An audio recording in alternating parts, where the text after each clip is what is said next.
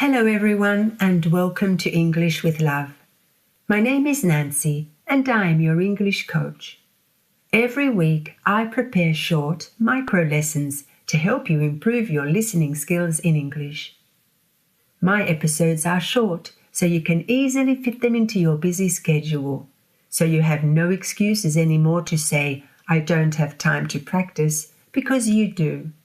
10 or 20 minutes a day is not too much to ask when it comes to reaching your goals. Today, I will be sharing with you a very beautiful and touching story written by Hans Christian Andersen called The Little Match Girl. A match, or a matchstick, is a small stick used to light a fire. The Little Match Girl is the story of a little girl who goes out into the cold to sell these matches to make money for her family. But before I begin the story, can I ask you a favor? Please subscribe to my channel so you receive a notification every time I upload a new episode. And please share it with someone you know who would also like to improve their English. Okay, now, this story was written in Denmark in 1845, so it is a tale that is 180 years old. Yet, it is still a very much loved Christmas tale all over the world. So make yourself a nice hot cup of tea, sit back, unwind, and enjoy listening and learning while I read the story slowly and clearly for you. Are you ready? Well then, let's begin.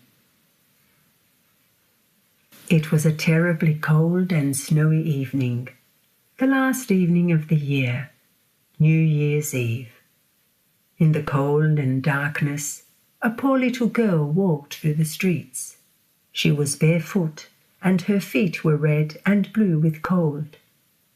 She carried a number of matches in an old apron, and she held a bundle of them in her hand. No one had bought anything from her all day, and she had not earned a single penny. She was cold and hungry, and she looked very sad. The snowflakes fell on her long, fair hair, which hung in pretty curls around her neck, but she did not think about how she looked. She did not dare go home because she had sold no matches and could not take any money with her. Her father would certainly punish her, and besides, it was almost as cold at home as it was in the street.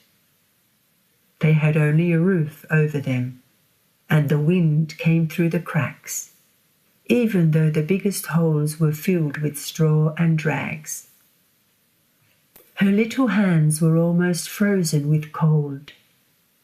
At last she sat down in a small corner between two houses, where one house stood out further than the other and gave a little protection from the cold wind. There she curled up, hugging herself, trying to keep warm. She took out one small match and struck it against the wall. The match burned with a bright, warm flame, and it felt as if she was sitting in front of a large iron stove. Oh, how warm and comfortable it seemed. She stretched out her feet to warm them. But the match went out, the stove disappeared, and she was sitting again in the cold street. She struck another match. This time, she saw a beautiful table covered with a white cloth. On it lay a roast goose filled with stuffing, and it smelled delicious. Suddenly, the goose jumped down and came toward her. But then the match went out, and the vision disappeared. She lit a third match, and now she stood under a magnificent Christmas tree. It was even more beautiful than the one she had once seen through a glass door in a rich man's house. Thousands of candles were burning on its green branches. She lifted her hands with joy. But the match burned out, and the lights rose higher and higher until they became stars in the sky. One of the stars fell and made a long line of fire across the darkness. "Someone is dying," the little girl whispered.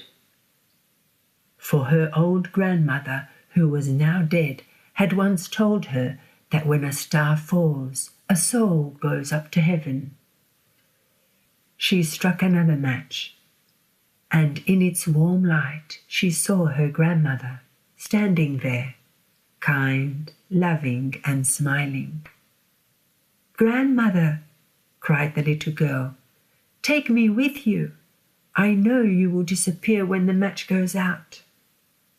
She quickly struck all the matches she had, because she wanted to keep her grandmother there.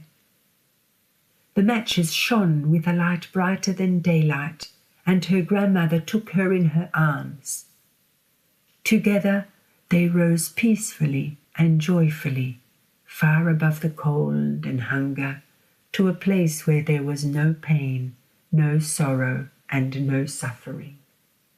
The next morning, people found the little girl sitting in the snow with red cheeks and a smile on her face. She was frozen to death on the last evening of the old year. Around her lay the burnt-out matches. She wanted to warm herself, people said, but no one knew the beautiful things she had seen or how happily she had gone with her grandmother into the new year. Okay guys, we have come to the end of today's story, but now I would like to share a personal reflection with you. The little match girl froze alone on the streets, longing for warmth, safety, and comfort. Her story was written many years ago, yet it still resonates deeply with us today. Sadly, even now, far too many children around the world face winter not with light and celebration, but with real cold, fear, and danger. In places like Palestine and other parts of the world, children are forced to sleep in harsh and inhumane conditions, exposed to cold winds, flooded tents, and unsafe shelters, without the protection and care that every child deserves. As we tell and listen to this story, we are reminded of the true meaning of this season. This is Christmas, the celebration of the birth of Jesus Christ. He came into the world to teach us love, charity, kindness, and compassion. Through his message, we are called to help those in need, to bring warmth and hope to those left in the cold, and to recognize the humanity in every child everywhere. With this Christmas season upon us, let us remember that in our world of abundance, where many of us have everything we need, giving to those in need is what Christmas and Christianity truly stands for. Even a small donation to the rightful charities or a simple act of kindness can bring light and hope to those who are suffering. Just as the little match girl longed for warmth and care, children around the world today long for safety, love, and hope. This season invites us not only to celebrate joy and light in our own homes, but also to share that light with those who have so little. Thank you so much for being here with me today. I hope you enjoyed the story of the little match girl. If you did enjoy today's episode, please subscribe and share it with someone who you know would like to improve their English. I would also like to take this opportunity to wish you a very Merry Christmas wherever in the world you are. Stay safe, and I will see you in the next episode.